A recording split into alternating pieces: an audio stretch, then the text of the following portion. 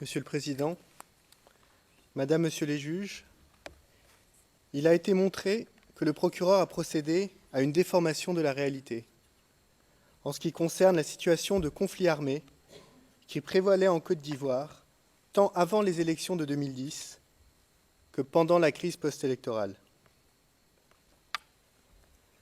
Ayant amputé la Côte d'Ivoire d'une partie de son histoire récente, c'est tout naturellement que le procureur fait de même concernant la responsabilité individuelle de Laurent Gbagbo. Cette partie de l'histoire de la Côte d'Ivoire, oubliée par le procureur, est pourtant fondamentale, nous l'avons vu, pour comprendre ce qu'il s'est réellement passé pendant la crise post-électorale. Et cette partie oubliée de l'histoire de la Côte d'Ivoire sera comme un membre fantôme tout au long du procès que l'on sera tenté de gratter sans qu'il ne soit présent.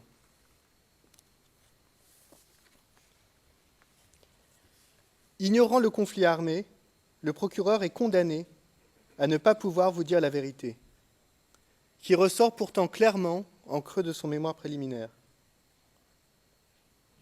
Celle d'un appareil d'État qui prend les mesures nécessaires pour répondre à une situation de guerre civile. Le procureur évoque des réunions, des décisions, des ordres, qui sont tout à fait normaux dans un tel cadre. En clair, la vérité est celle d'un président à la tête d'un État mettant en œuvre les moyens légitimes, légaux et constitutionnels de cet État pour répondre à une rébellion et à une invasion étrangère s'attaquant aux forces de l'ordre, à l'armée et à la population civile. Refusant de voir la réalité du conflit armé, le procureur est contraint de vendre une autre histoire, manichéenne et forcément biaisée, du contexte des violences post-électorales et du rôle de Laurent Gbagbo. Cette histoire est un nuage de fumée sémantique qui vise à masquer la vérité et dont le point de départ est un hypothétique plan commun qui est lui-même construit sur du vent. Pour le procureur, ce plan commun doit bien avoir des auteurs.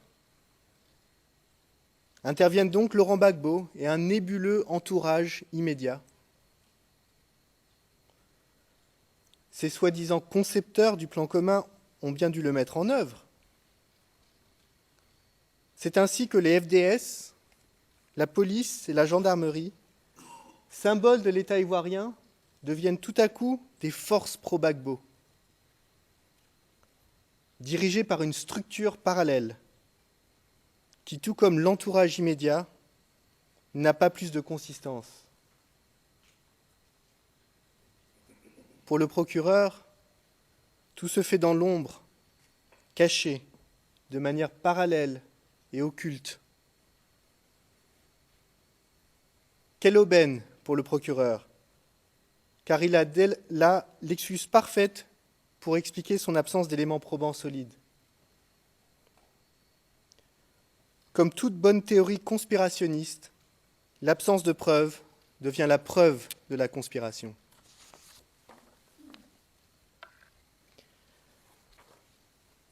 Avant d'illustrer les incohérences de l'approche du procureur pour les différents modes de responsabilité, il convient de noter l'accumulation successive des modes de responsabilité invoqués par le procureur, passant d'un seul mode de responsabilité en 2012 à 4 modes aujourd'hui, sans que l'on n'ait jamais compris la logique suivie. En définitive, l'approche du procureur, loin de toute rigueur juridique, se réduit à adopter le point de vue des personnes observant de loin les situations complexes dont a à traiter la Cour. Il doit bien avoir fait quelque chose de mal.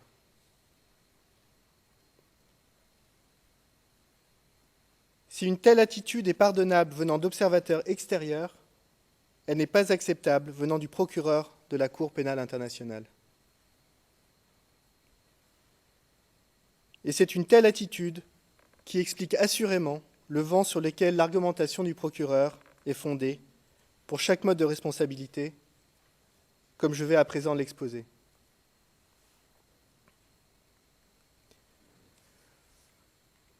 Concernant la coaction indirecte, vous aurez compris que tout l'écran de fumée sémantique du procureur est construit sur l'idée d'un soi-disant plan commun, visant à maintenir Laurent Gbagbo au pouvoir par tous les moyens. Nous avons déjà évoqué le fait que l'idée de faire remonter ce soi-disant plan commun jusqu'à 2000 ne repose sur rien.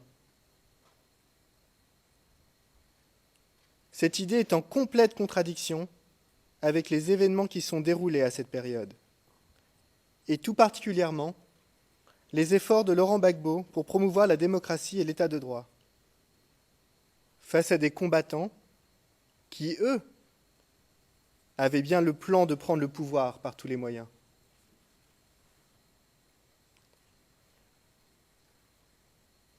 Vous noterez que sur ce point, le procureur n'est pas à une incohérence près.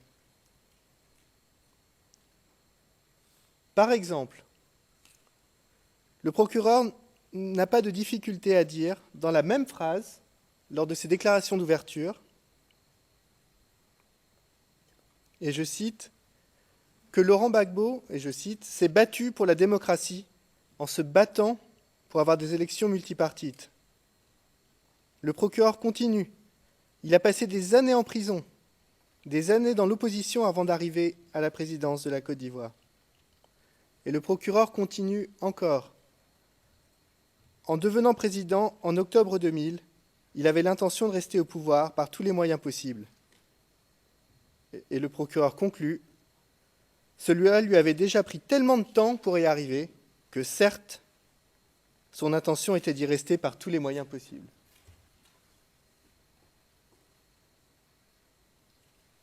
Que nous dit ici le procureur ? Qu'un homme qu'il reconnaît s'être battu toute sa vie pour la démocratie n'aurait eu pour seule idée, une fois arrivé au pouvoir, d'en bafouer le principe le plus fondamental. Ce n'est pas sérieux. Et surtout, quelle explication nous donne le procureur ? Tout simplement, pour venir au pouvoir, il aurait voulu y rester. Cette analyse psychologique rudimentaire est une insulte à la vie politique et au combat de Laurent Gbagbo,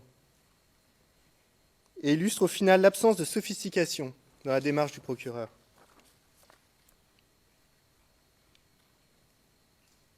Dans le même ordre d'idées, le procureur essaye d'un côté de vendre que le plan commun aurait commencé en 2000, mais c'est uniquement en 2010 que Laurent Gbagbo aurait nommé des soi-disant proches au poste clé. Il faudrait savoir, il y a là bien une incohérence du procureur.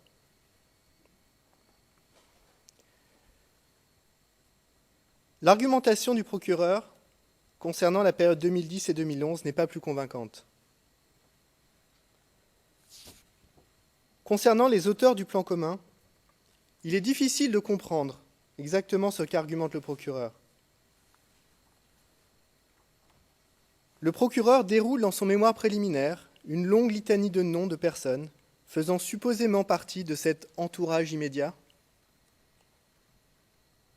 et qui auraient partagé le même plan commun que Laurent Gbagbo. Étant donné le nombre important de personnes que le procureur cite comme faisant partie de cet entourage, vous imaginez bien qu'il n'a pas pris la peine d'explorer et d'exposer l'intention de chacune d'entre elles. Il s'agit là donc d'une affirmation sans fondement. Surtout, le procureur nous dit dans son mémoire préliminaire que la composition de l'entourage immédiat a évolué au fil des années, ce qui permet au procureur d'avoir une excuse toute faite pour justifier par avance toute imprécision de sa part.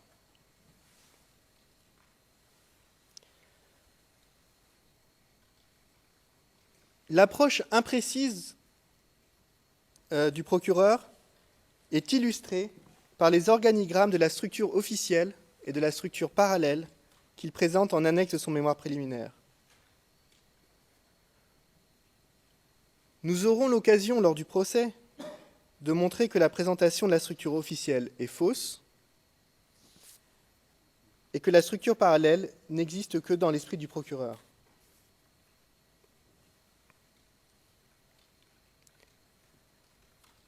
Soulignons tout de même dès à présent une contradiction en ce qui concerne les organigrammes. Le procureur affirme d'un côté que certaines personnes faisaient partie de la structure officielle,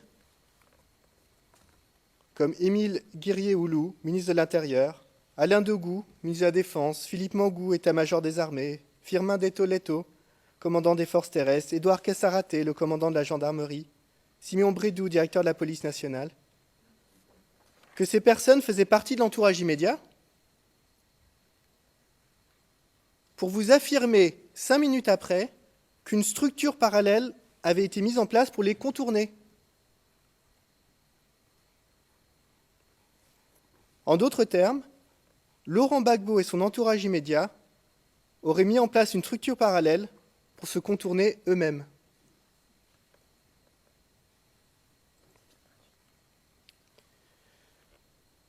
Concernant les réunions qui auraient eu lieu pendant la crise post-électorale, il existe des failles évidentes dans l'argumentation du procureur.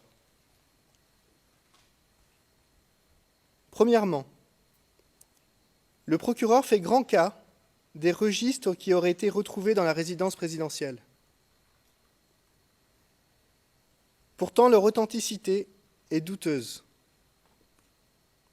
Le procureur a en effet attendu septembre 2014 pour collecter ces registres dits originaux, alors même que la résidence présidentielle avait été pillée le 11 avril 2011 et que dans les heures ayant suivi l'assaut, les membres des services spéciaux français faisaient main basse sur l'ensemble des archives. Par conséquent, quelques jours à peine après l'assaut, la résidence était vide de documents ou d'objets de valeur.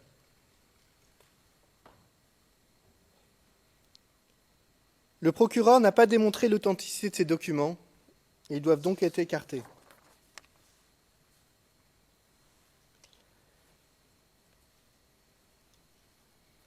Deuxièmement, ni ces registres, ni une grande partie des documents dont se prévaut le procureur ne font état du contenu des réunions alléguées, ce qui permet donc au procureur d'affirmer, sans preuve, qu'il y aurait été discuté du soi-disant plan commun.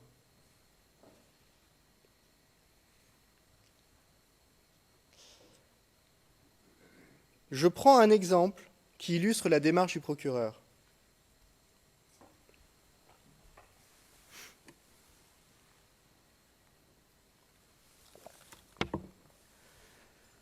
Le procureur affirme dans son mémoire préliminaire, au paragraphe 246, que Laurent Gbagbo aurait fréquemment tenu, lors de la crise post-électorale, des réunions lors desquelles aurait été discuté, selon le procureur, de la mise en œuvre du plan commun. La note de bas de page à laquelle le procureur renvoie fait 17 lignes, assez conséquente, et renvoie elle-même aux déclarations de 4 témoins et à 7 éléments de preuve. On s'attend donc à une réelle démonstration.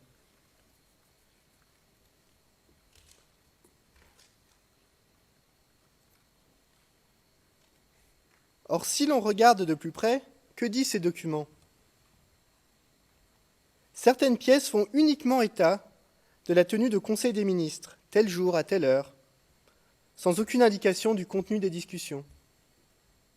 Or, quoi de plus normal qu'il y ait des réunions régulières du Conseil des ministres en période de crise ? Une seule pièce, que le procureur allègue être les minutes d'un Conseil des ministres, montre, encore une fois, une discussion normale entre ministres en temps de crise. aucun détail logistique ou opérationnel n'est évoqué. Et bien évidemment, il n'est fait mention d'aucun plan commun. Qu'en est-il des témoins ? P44 se contente de dire qu'il fallait se réunir parce qu'il y avait la crise. Rien d'étonnant à cela.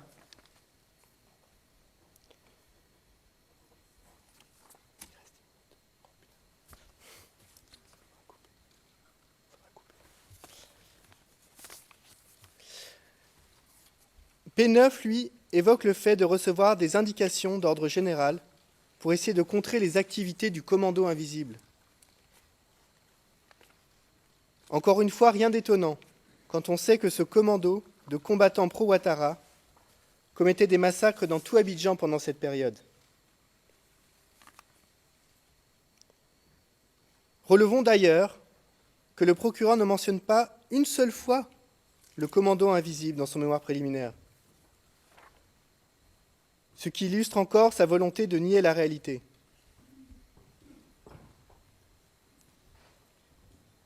P11 fait état de la présence de certaines personnalités du gouvernement à la résidence, sans attester de la teneur des réunions parce qu'ils n'y participaient pas. Cela ne prouve donc toujours rien.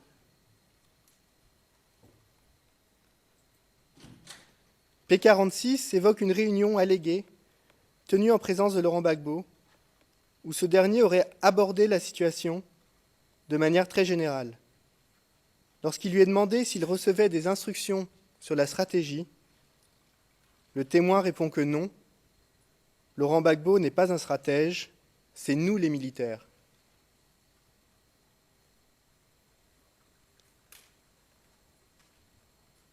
La liste de preuves fournie par le procureur dans cette note de bas de page se termine avec un renvoi au fameux discours de Divot. Pourtant, quel est le lien entre un discours tenu en août 2010 et l'allégation selon laquelle des réunions auraient eu lieu pendant la crise post-électorale ? Ce discours ne prouve absolument rien, et j'y reviendrai. Cet exemple d'un paragraphe avec une note de bas de page illustre la pauvreté de l'argumentation du procureur. Et j'insiste, c'est bien de la preuve du procureur dont je parlais. Sa propre preuve ne soutient pas ces allégations. Le procureur, en fait, inverse la logique. Plutôt que de chercher la preuve de ces allégations sur l'existence d'un plan commun dans des éléments de preuve concrets, il reste sur le postulat qu'il existait un plan commun, et pour lui, il était donc forcément discuté lors de toute réunion. Ceci n'est pas une démonstration.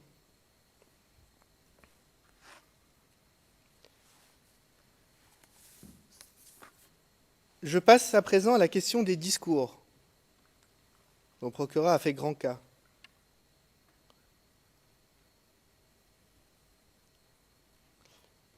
Là encore, l'argumentation du procureur ne repose sur rien. Pire, le procureur continue de déformer la réalité et de nier les engagements politiques de Laurent Gbagbo, en affirmant que celui-ci aurait tenu des discours xénophobes et aurait incité à la violence.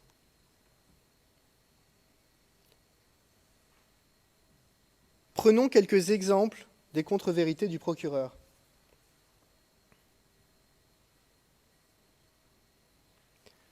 Le procureur affirme dans son mémoire préliminaire, et je cite, « À la fin de novembre 2010, quelques jours avant le deuxième tour des élections, Laurent Gbagbo a décrit Alassane Ouattara comme le symbole du mal et des ténèbres, déclarant, et le procureur semble citer Laurent Gbagbo, « Nous allons continuer la guerre ».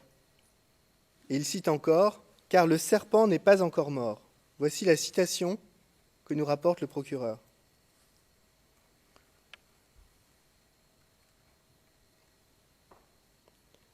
Or, le procureur tire quelques bribes de discours de leur contexte. Voici le contexte qui permet de rétablir la vérité. Et je cite. Nous allons à cette élection du 28 novembre, non pas pour choisir un président, mais pour mettre fin à toute la série de violences, à toute la série des errements des gens égarés qui ne peuvent prospérer que sur la violence. Et Laurent Gbagbo continue. Mais il faut continuer. La guerre, le serpent n'est pas encore mort. Il est bien évident que Laurent Gbagbo, ici, appelle à la fin des violences, par les urnes, contre ceux qui ont plongé la Côte d'Ivoire dans la crise pendant 10 ans. Où est l'appel à la violence ici? Où est la xénophobie? En désespoir de cause, le procureur en est réduit à changer la ponctuation pour trouver quelque chose à dire.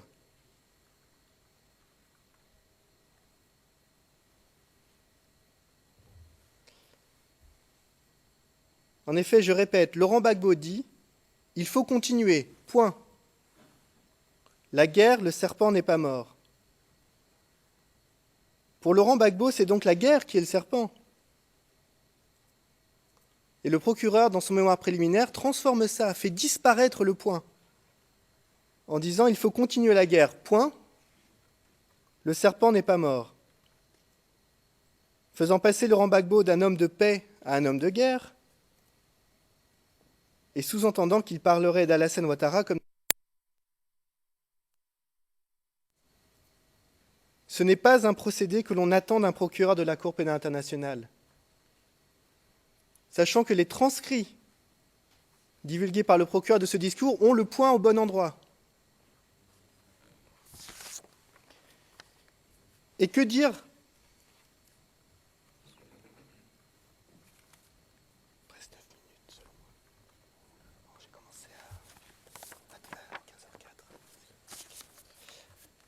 Et que dire du discours de Divot d'août 2010, que le procureur évoque sans cesse? Ce discours prononcé devant des officiers de police portait sur les raisons de l'installation d'une compagnie républicaine et de sécurité à Divot. Laurent Gbagbo, comme tout homme politique, se félicitait et tentait de tirer bénéfice de l'installation d'une unité de maintien de l'ordre dans une région où les voleurs de cacao sont nombreux à la période des récoltes.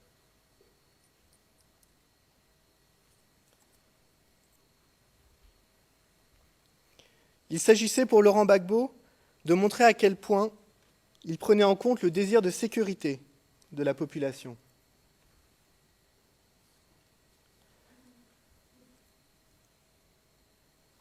Transformer ce discours en une mise en garde sinistre contre des opposants politiques est là encore peu sérieux. Et c'est surtout absurde. Alors que le Premier ministre du gouvernement Gbagbo était Guillaume Soro. Ces ministres, en partie d'anciens rebelles. Et que c'est le président Gbagbo lui-même qui avait décidé de tenir les élections.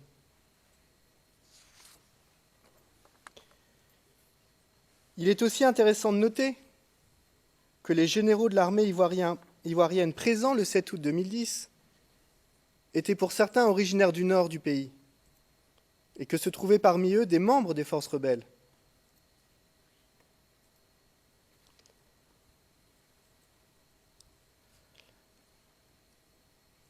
Ces 3 exemples montrent bien que le procureur est hermétique à la réalité et qu'il est même prêt à changer la ponctuation d'un discours pour le faire coller à son narratif.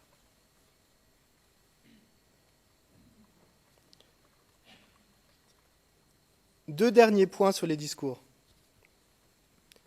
Premièrement, le procureur avance que le fait d'appeler les rebelles des terroristes serait le signe d'une diabolisation de l'adversaire. Mais vous avez vu, plutôt, les exactions commises par les rebelles dans tout le nord du pays pendant 10 ans et à Abidjan pendant la crise post-électorale. En quoi serait-il déraisonnable d'utiliser le terme de terroriste dans un tel contexte.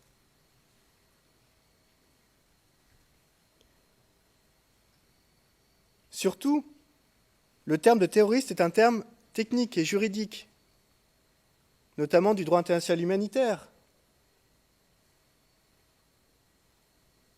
Le premier protocole additionnel aux conventions de Genève, en son article 51.2, indique, et je cite, que sont interdits les actes ou menaces de violence dont le but principal est de répandre la terreur parmi les populations civiles. Comment décrire autrement les actes des rebelles, comme à Douekoué en mars 2011 ?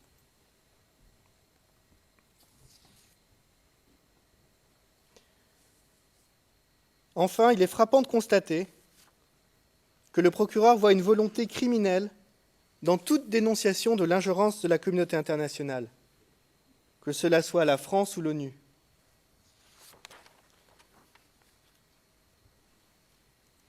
Or, ce n'est pas un crime de critiquer la France et les Nations Unies. Surtout quand on connaît leur rôle avant et pendant la crise.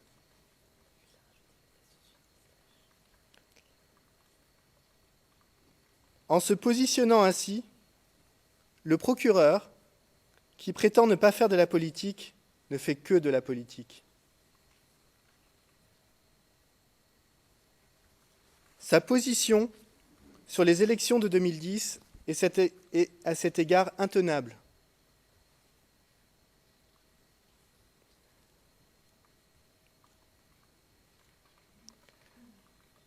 La première phrase prononcée en audience le 28 janvier 2016 par le procureur était la suivante, je cite, « Que les choses soient bien claires dès le départ, cette affaire ne s'agit pas de déterminer qui a gagné les élections de 2010. »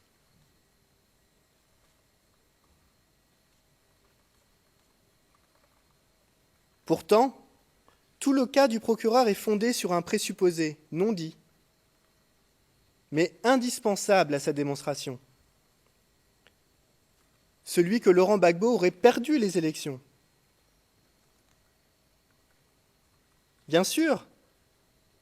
Sinon, pourquoi aurait-il eu besoin de concevoir, et surtout besoin de mettre en œuvre ce soi-disant plan commun ?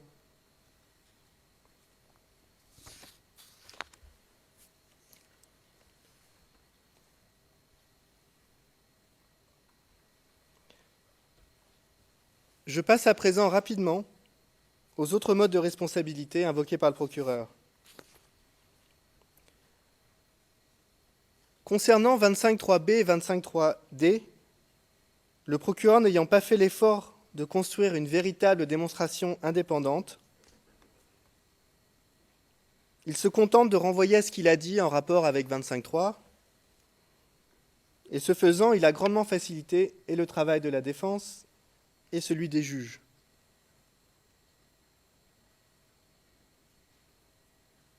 En effet, comme il n'a pas démontré que les éléments de l'article 25.3 étaient remplis, c'est mécaniquement qu'il n'a pas démontré que les éléments des modes de responsabilité sous 25.3b et d étaient remplis.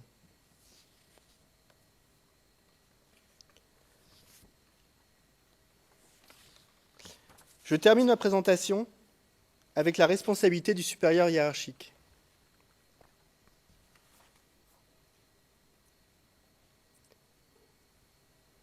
La démonstration du procureur, ici encore, manque de substance et ne permet pas d'établir une telle responsabilité. Et ce pour plusieurs raisons. Premièrement, et c'est le plus important, rien.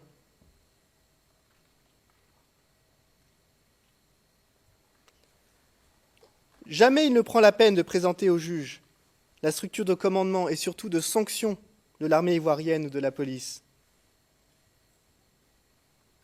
Sur quoi se base-t-il alors pour affirmer que Laurent Gbagbo aurait eu le pouvoir juridique, on n'est pas dans le domaine de l'opinion ici, le pouvoir juridique de référer directement des incidents auprès des autorités compétentes?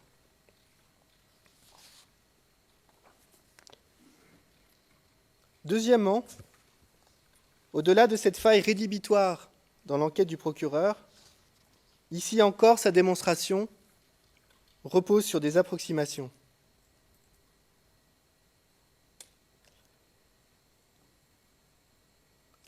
Par exemple, le procureur s'appuie une fois encore sur le discours de Diveau.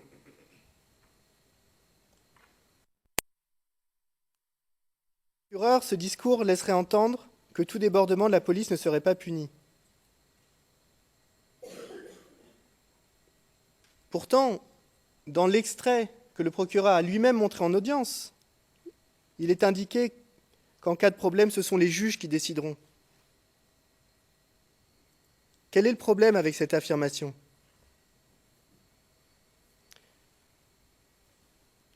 Dernier exemple des approximations du procureur, il invoque la responsabilité de Laurent Gbagbo sous le mode de responsabilité du supérieur hiérarchique pour les événements allégués s'étant produits à Yopougon le 12 avril 2011.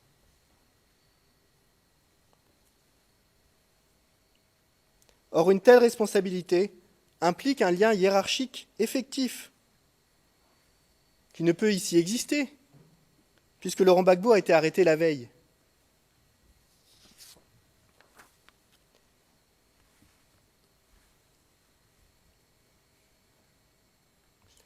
En conclusion, et j'en terminerai là, Monsieur le Président, Madame, Monsieur les juges, nous voyons bien que le procureur, pour engager la responsabilité individuelle de Laurent Gbagbo, s'appuie sur des éléments de preuve approximatifs, voire qui disent parfois le contraire de ce que le procureur affirme.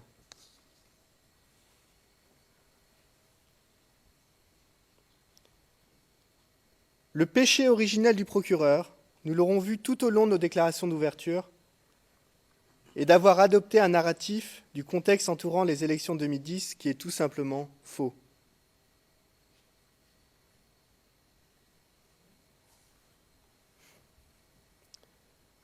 Mais cela, le procureur ne peut le reconnaître, car cela ferait disparaître en un instant tout l'écran de fumée sémantique qu'il a construit.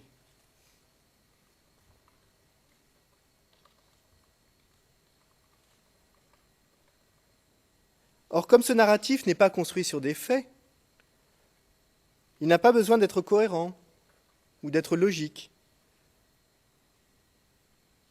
ce qui explique toutes les contradictions que nous avons pu relever et que nous continuerons à relever tout au long du procès dans la preuve du procureur.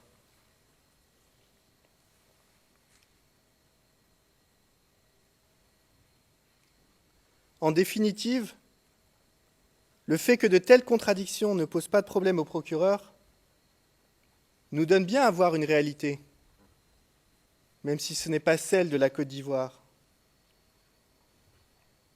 celle de son approche de l'argumentation juridique. Le procureur a dans le passé affirmé sans sourciller que, je cite, « Eh oui, on peut plaider une chose et son contraire ». Son mémoire préliminaire prouve qu'il est sur ce point, au moins, fidèle à sa parole. Je vous remercie, Monsieur le Président. Thank you very much. Le Président, merci beaucoup. Maître Jacob, Maître Altit. La défense a terminé son discours d'ouverture. Thank you very much, Maître Altid. Merci beaucoup, Maître Altit. Il est évident que je ne vais pas maintenant donner la parole à la défense de M. Blé-Goudet, mais néanmoins, j'aimerais, pour des raisons administratives, vous demander quel est le temps dont vous aurez besoin demain, et je suppose également que vous n'aurez pas besoin de toute la journée, parce qu'il y a déjà eu beaucoup de choses dites par la défense de M. Blé-Goudet, je dirais, en tous les cas pour ce qui concerne le contexte historique. Donc pour avoir simplement une estimation maintenant de la durée qui vous est nécessaire.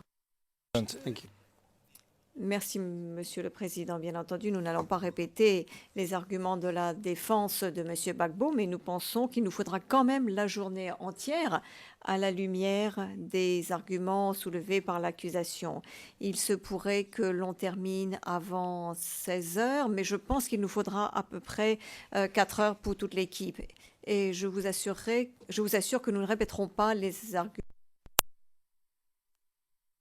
Vous écouterons demain avec beaucoup d'attention. J'ai reçu un message disant que le procureur souhaiterait intervenir très brièvement.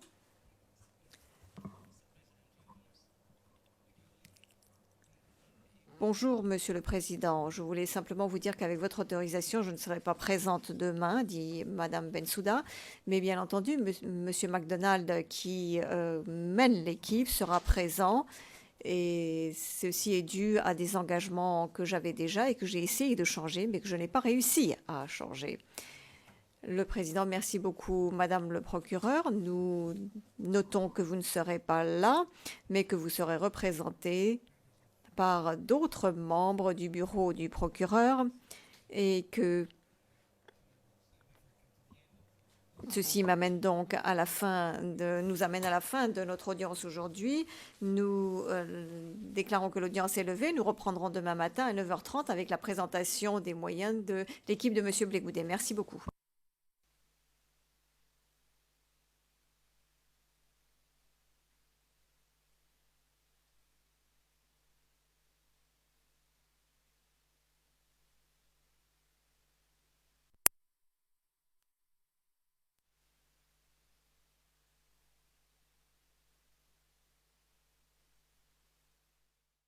Cette idée est en complète contradiction avec les événements qui sont déroulés à cette période, et tout particulièrement les efforts de Laurent Gbagbo pour promouvoir la démocratie et l'état de droit, face à des combattants qui, eux, avaient bien le plan de prendre le pouvoir par tous les moyens.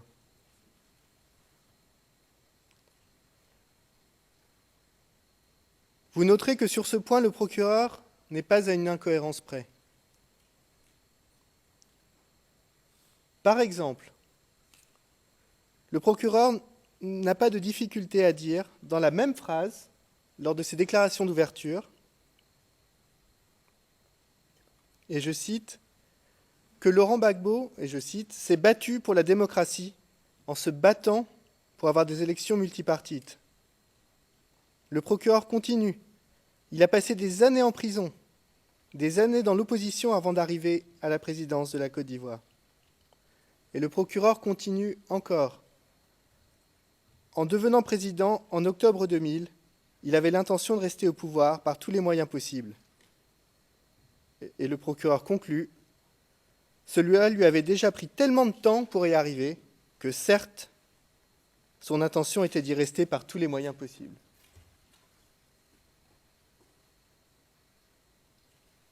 Que nous dit ici le procureur ?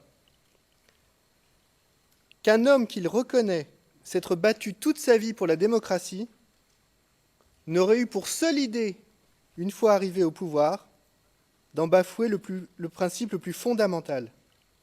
Ce n'est pas sérieux. Et surtout, quelle explication nous donne le procureur ?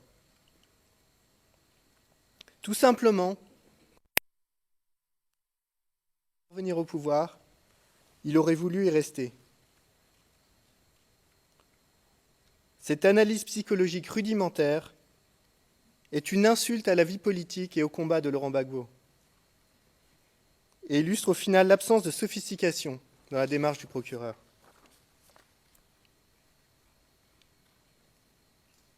Dans le même ordre d'idées, le procureur essaye d'un côté de vendre que le plan commun aurait commencé en 2000, mais c'est uniquement en 2010 que Laurent Gbagbo aurait nommé des soi-disant proches au poste clé. Il faudrait savoir, il y a là bien une incohérence du procureur.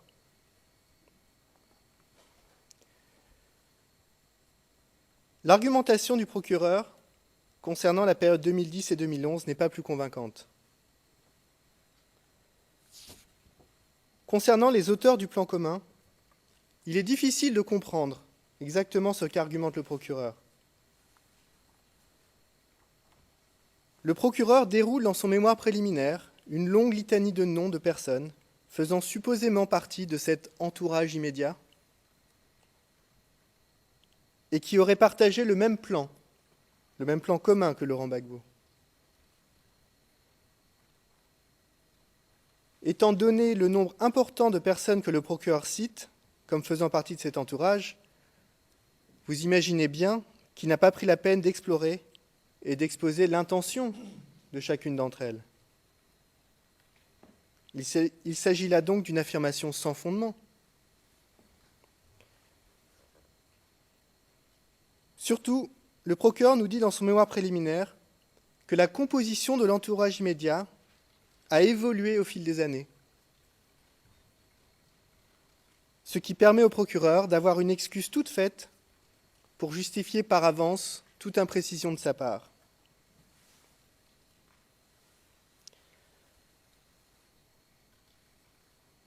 L'approche imprécise du procureur est illustrée par les organigrammes de la structure officielle et de la structure parallèle qu'il présente en annexe de son mémoire préliminaire. Nous aurons l'occasion, lors du procès, de montrer que la présentation de la structure officielle est fausse et que la structure parallèle n'existe que dans l'esprit du procureur.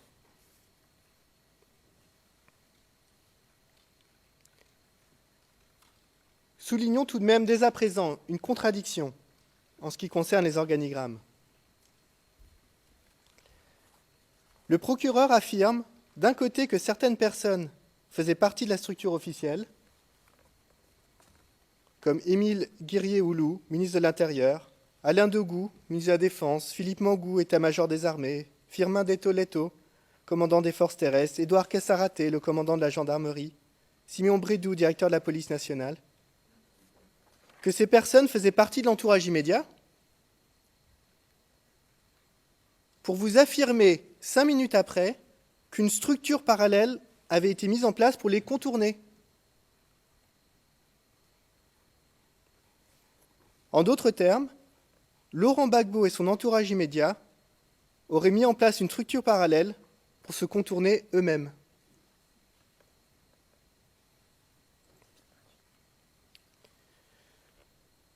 Concernant les réunions qui auraient eu lieu pendant la crise post-électorale, il existe des failles évidentes dans l'argumentation du procureur. Premièrement, le procureur fait grand cas des registres qui auraient été retrouvés dans la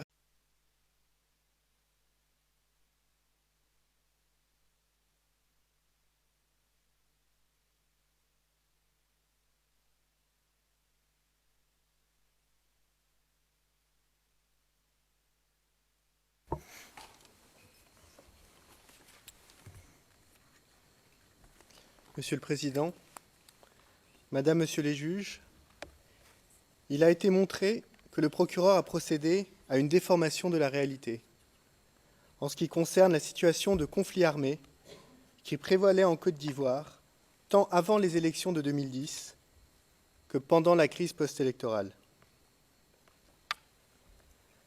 Ayant amputé la Côte d'Ivoire d'une partie de son histoire récente, c'est tout naturellement que le procureur fait de même concernant la responsabilité individuelle de Laurent Gbagbo. Cette partie de l'histoire de la Côte d'Ivoire, oubliée par le procureur, est pourtant fondamentale, nous l'avons vu, pour comprendre ce qu'il s'est réellement passé pendant la crise post-électorale. Et cette partie oubliée de l'histoire de la Côte d'Ivoire sera comme un membre fantôme tout au long du procès, que l'on sera tenté de gratter sans qu'il ne soit présent.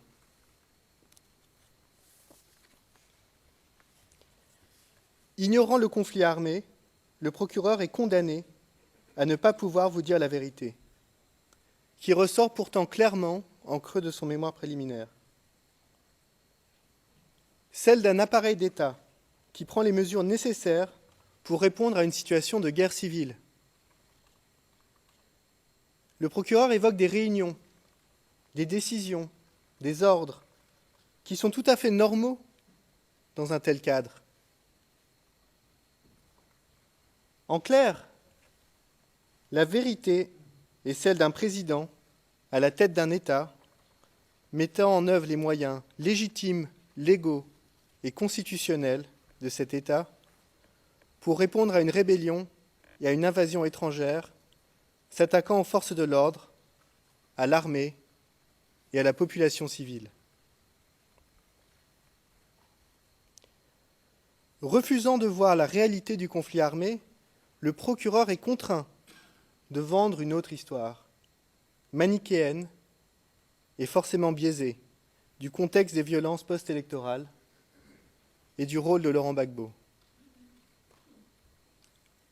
Cette histoire est un nuage de fumée sémantique qui vise à masquer la vérité et dont le point de départ est un hypothétique plan commun qui est lui-même construit sur du vent. Pour le procureur, ce plan commun doit bien avoir des auteurs.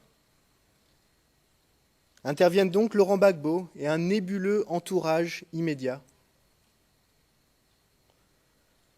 Ces soi-disant concepteurs du plan commun ont bien dû le mettre en œuvre. C'est ainsi que les FDS, la police et la gendarmerie, symboles de l'État ivoirien, deviennent tout à coup des forces pro-Gbagbo, dirigées par une structure parallèle, qui, tout comme l'entourage immédiat, n'a pas plus de consistance. Pour le procureur, tout se fait dans l'ombre, caché, de manière parallèle et occulte. Quelle aubaine pour le procureur, car il a là l'excuse parfaite pour expliquer son absence d'éléments probants solides. Comme toute bonne théorie conspirationniste, l'absence de preuves devient la preuve de la conspiration.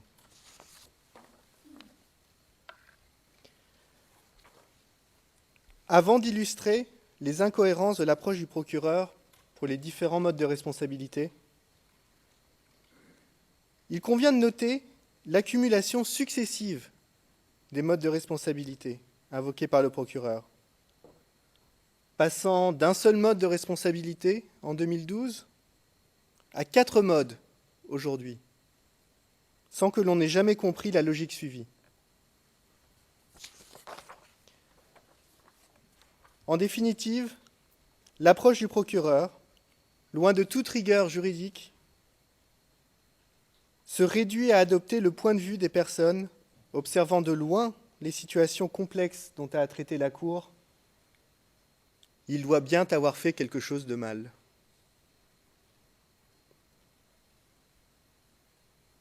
Si une telle attitude est pardonnable venant d'observateurs extérieurs, elle n'est pas acceptable venant du procureur de la Cour pénale internationale. Et c'est une telle attitude qui explique assurément le vent sur lequel l'argumentation du procureur est fondée pour chaque mode de responsabilité, comme je vais à présent l'exposer.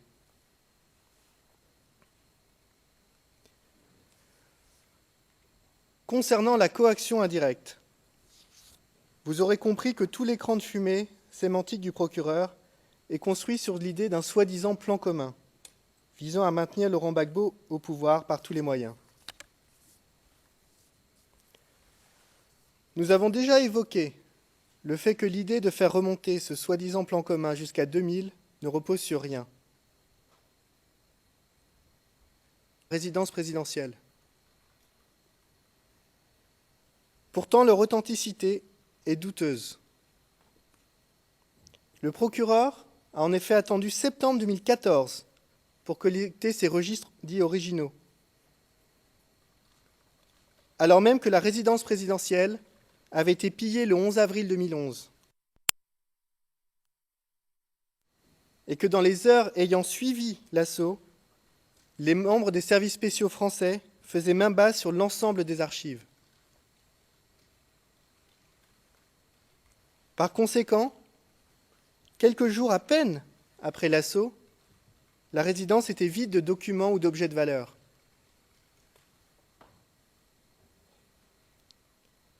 Le procureur n'a pas démontré l'authenticité de ces documents et ils doivent donc être écartés.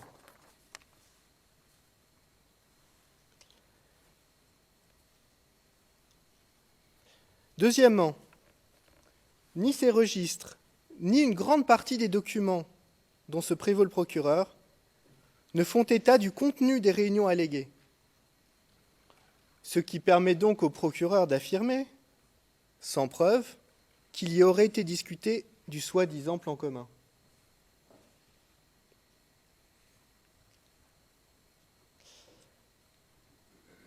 Je prends un exemple qui illustre la démarche du procureur.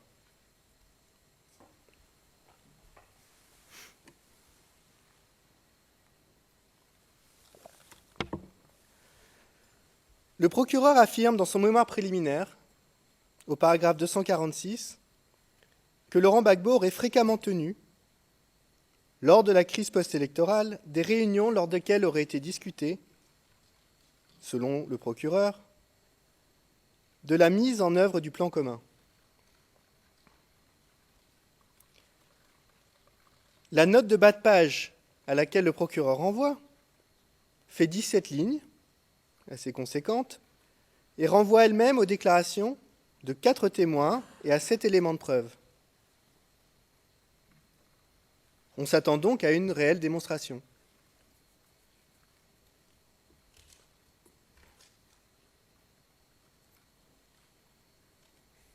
Or, si l'on regarde de plus près, que disent ces documents ? Certaines pièces font uniquement état de la tenue de conseil des ministres, tel jour, à telle heure, sans aucune indication du contenu des discussions. Or, quoi de plus normal qu'il y ait des réunions régulières du Conseil des ministres en période de crise ? Une seule pièce, que le procureur allègue être les minutes d'un Conseil des ministres, montre, encore une fois, une discussion normale entre ministres en temps de crise. Aucun détail logistique ou opérationnel n'est évoqué, et bien évidemment, il n'est fait mention d'aucun plan commun. Qu'en est-il des témoins ? P44 se contente de dire qu'il fallait se réunir parce qu'il y avait la crise. Rien d'étonnant à cela.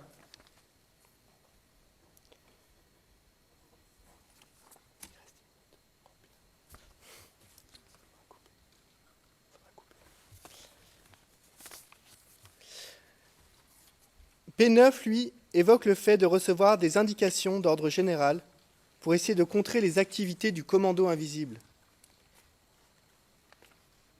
Encore une fois, rien d'étonnant, quand on sait que ce commando de combattants pro-Ouattara commettait des massacres dans tout Abidjan pendant cette période.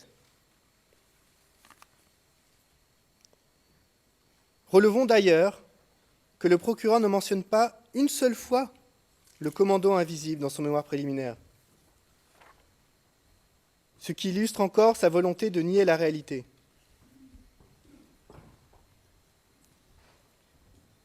P11 fait état de la présence de certaines personnalités du gouvernement à la résidence, sans attester de la teneur des réunions parce qu'ils n'y participaient pas. Cela ne prouve donc toujours rien.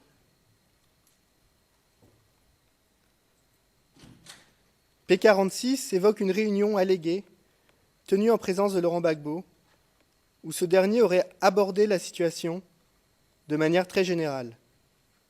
Lorsqu'il lui est demandé s'il recevait des instructions sur la stratégie, le témoin répond que non.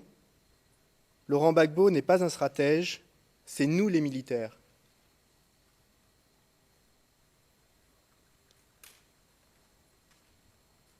La liste de preuves fournie par le procureur dans cette note de bas de page se termine avec un renvoi au fameux discours de Divot.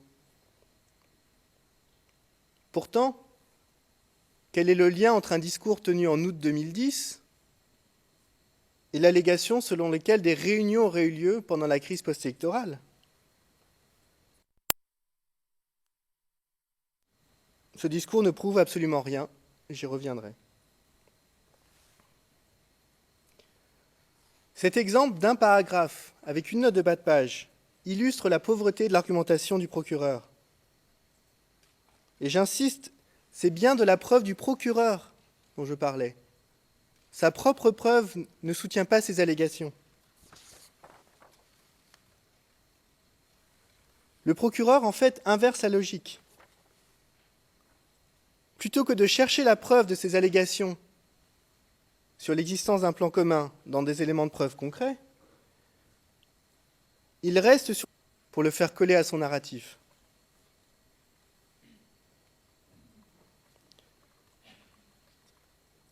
Deux derniers points sur les discours. Premièrement, le procureur avance que le fait d'appeler les rebelles des terroristes serait le signe d'une diabolisation de l'adversaire. Mais vous avez vu, plutôt, les exactions commises par les rebelles dans tout le nord du pays pendant 10 ans et à Abidjan pendant la crise post-électorale. En quoi serait-il déraisonnable d'utiliser le terme de terroriste dans un tel contexte ?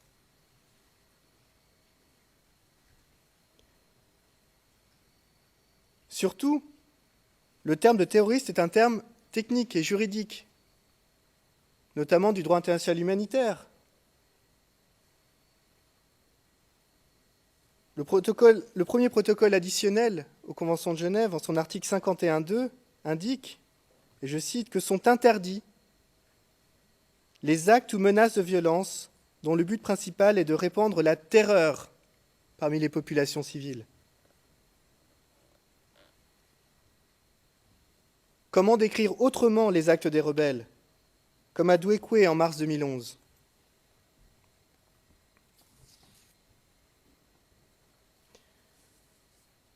Enfin, il est frappant de constater que le procureur voit une volonté criminelle dans toute dénonciation de l'ingérence de la communauté internationale, que cela soit la France ou l'ONU.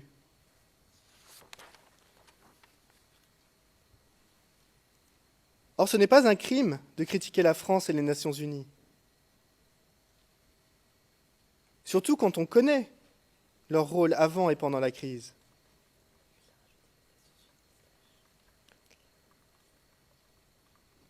En se positionnant ainsi, le procureur, qui prétend ne pas faire de la politique, ne fait que de la politique. Sa position sur les élections de 2010 est à cet égard intenable.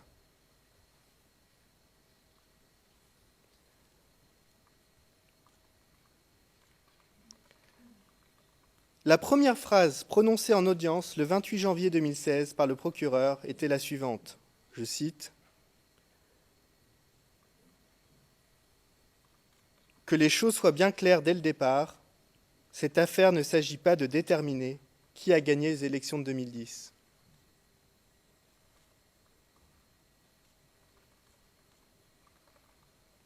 Pourtant, tout le cas du procureur est fondé sur un présupposé non dit, mais indispensable à sa démonstration.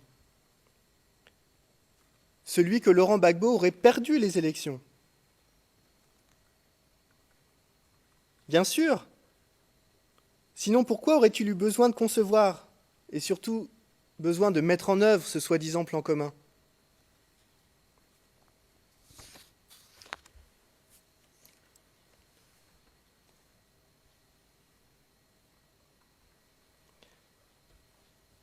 Je passe à présent rapidement aux autres modes de responsabilité invoqués par le procureur. Concernant 25.3b et 25.3d, le procureur n'ayant pas fait l'effort de construire une véritable démonstration indépendante, il se contente de renvoyer à ce qu'il a dit en rapport avec 25.3, et ce faisant, il a grandement facilité et le travail de la défense et celui des juges.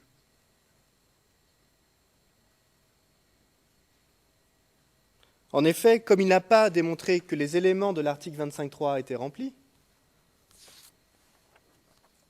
c'est mécaniquement qu'il n'a pas démontré que les éléments des modes de responsabilité sous 25.3b et d étaient remplis.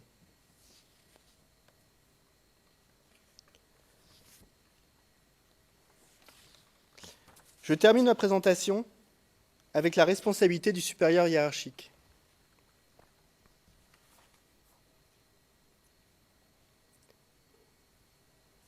La démonstration du procureur, ici encore, manque de substance et ne permet pas d'établir une telle responsabilité. Et ce pour plusieurs raisons. Premièrement, et c'est le plus important, rien.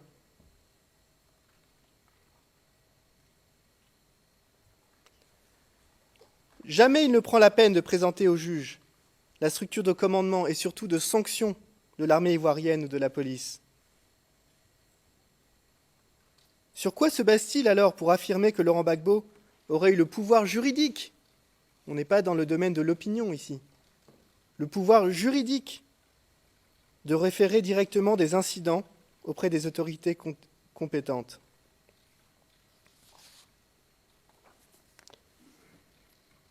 Deuxièmement, au-delà de cette faille rédhibitoire dans l'enquête du procureur, ici encore, sa démonstration repose sur des approximations.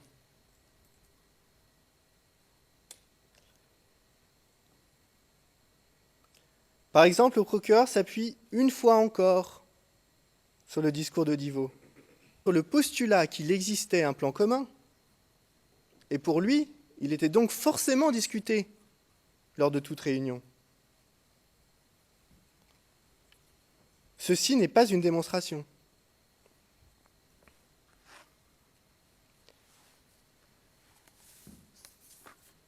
Je passe à présent à la question des discours, dont le procureur a fait grand cas.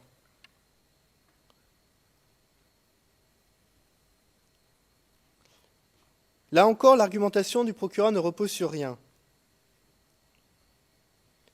Pire, le procureur continue de déformer la réalité et de nier les engagements politiques de Laurent Gbagbo, en affirmant que celui-ci aurait tenu des discours xénophobes et aurait incité à la violence.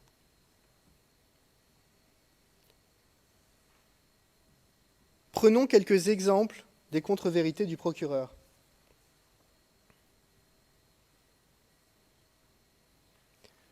Le procureur affirme dans son mémoire préliminaire, et je cite, « À la fin de novembre 2010, quelques jours avant le deuxième tour des élections, Laurent Gbagbo a décrit Alassane Ouattara comme le symbole du mal et des ténèbres, déclarant, et le procureur semble citer Laurent Gbagbo, « Nous allons continuer la guerre. » Et il cite encore, « Car le serpent n'est pas encore mort. » Voici la citation que nous rapporte le procureur.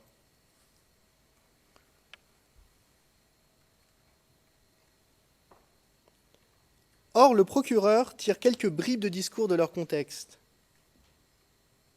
Voici le contexte qui permet de rétablir la vérité. Et je cite, « Nous allons à cette élection du 28 novembre, non pas pour choisir un président, mais pour mettre fin à toute la série de violences, à toute la série des errements des gens égarés qui ne peuvent prospérer que sur la violence. »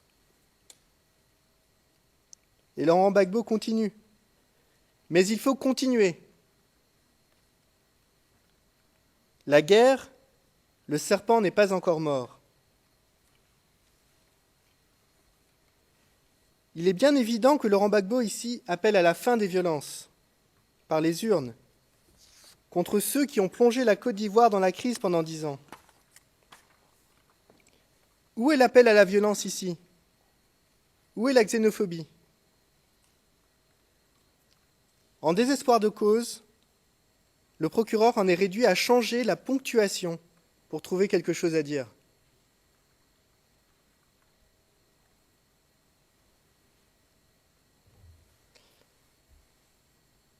En effet, je répète, Laurent Gbagbo dit « Il faut continuer, point.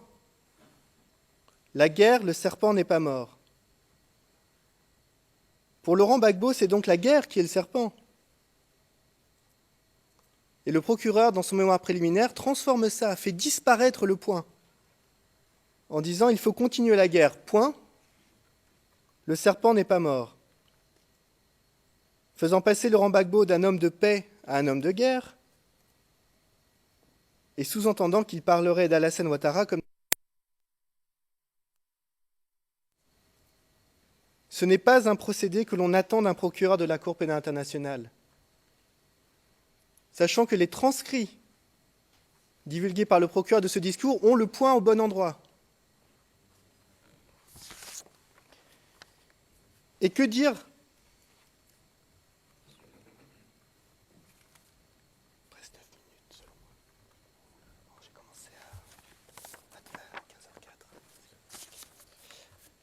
Et que dire du discours de Divot d'août 2010, que le procureur évoque sans cesse ? Ce discours prononcé devant des officiers de police portait sur les raisons de l'installation d'une compagnie républicaine et de sécurité à Divot. Laurent Gbagbo, comme tout homme politique, se félicitait et tentait de tirer bénéfice de l'installation d'une unité de maintien de l'ordre dans une région où les voleurs de cacao sont nombreux à la période des récoltes.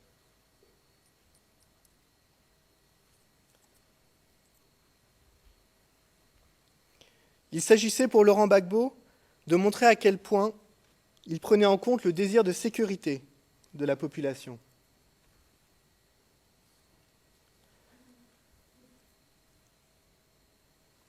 Transformer ce discours en une mise en garde sinistre contre des opposants politiques est là encore peu sérieux. Et c'est surtout absurde. Alors que le Premier ministre du gouvernement Gbagbo était Guillaume Soro. Ces ministres, en partie d'anciens rebelles. Et que c'est le président Gbagbo lui-même qui avait décidé de tenir les élections.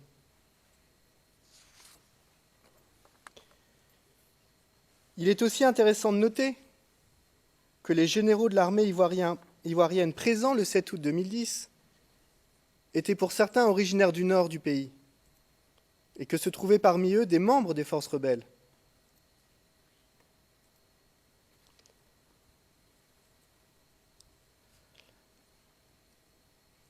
Ces trois exemples montrent bien que le procureur est hermétique à la réalité et qu'il est même prêt à changer la ponctuation d'un discours